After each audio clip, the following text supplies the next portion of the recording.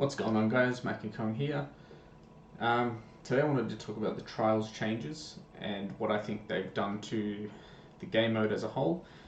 So initially Bungie have wanted to update the game mode so it's more accessible for casual players, which is fine. I think all casual players should get a chance. Now I'm going to start, maybe not to go flawless. That should not be for everyone.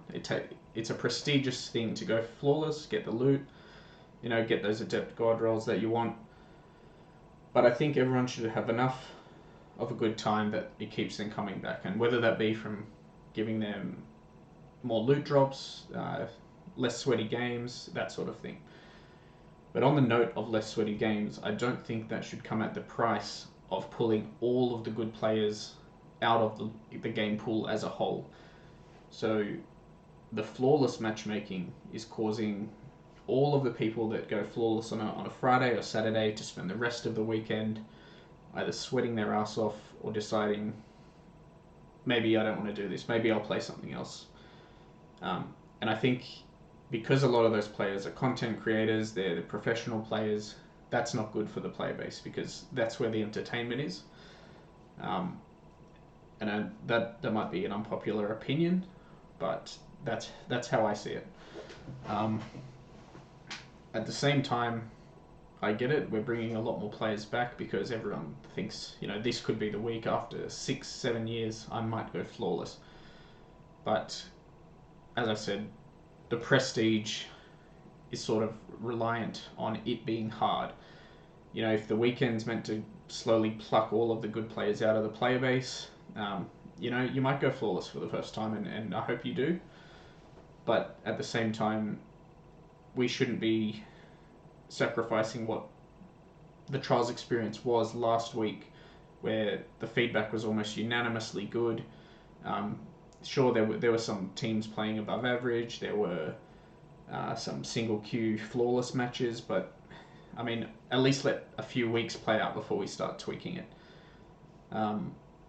As a whole this week, it started off pretty sweaty, especially we went flawless Saturday morning in Australia, which is sometime Friday for the rest of you.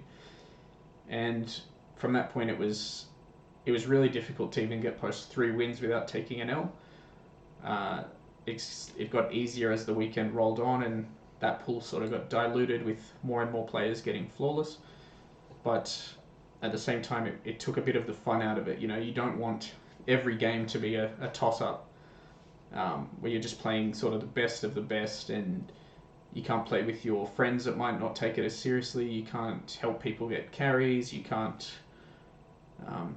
play it, I guess, to have fun, and you have to be competitive. You got to use the meta. There's no guns that you want to try out. There's none of that. I mean, you're really there to get the most out of your KD. But yeah, I think as a whole, the changes have been positive, but they should have let a little bit more time pass before they sort of push this flawless matchmaking pool. And I guess I'm not, to be honest, I don't know where the reaction came from. I think it was a really good weekend. There was a lot of good feedback. And I don't understand why, if this was the path they were going to take, that wasn't implemented from day one. But it's, yeah. And this might be an unpopular opinion, but I don't think taking the good players out of the pool, a pool that's essentially meant to be competitive, is healthy for the game mode, because it takes the prestige out of getting flawless in the first place if it slowly becomes accessible to everyone. And I know a lot of people aren't going to want to hear that. They're going to want to think, I can only play 2 hours a day or a couple hours a week, and I want to go flawless. And to a degree, I understand, but not. Pinnacle loot is not meant for everyone when it's in a competitive scene, and you'll see this across many other different games. Some of the best loot is for the best players, and that's incentivizes people to put the time in to get better. It adds to the entertainment value for streamers and pro gamers, and I just think at its core we need to maintain Trials Osiris as a competitive game mode. I know Destiny isn't the most competitive game to begin with, but I also think competitive scene brings in players. People want to People love watching trials. People love streaming trials. You know, a lot of good streaming personalities come out of trials, and I think we want to make sure that the integrity of the game mode is kept at least semi-competitive. I don't think it should be anyone can walk in and go flawless on any given day. I think, you know, the adept weapons and their roles should still be rare items. You know, I think if people start going flawless every week because of a diluted player pool, then it's just not going to feel the same. And I think at the end of the day, I know I love Trials. I've played it for as long as it's been out, since Destiny 1. It's what keeps me in the game, to be honest.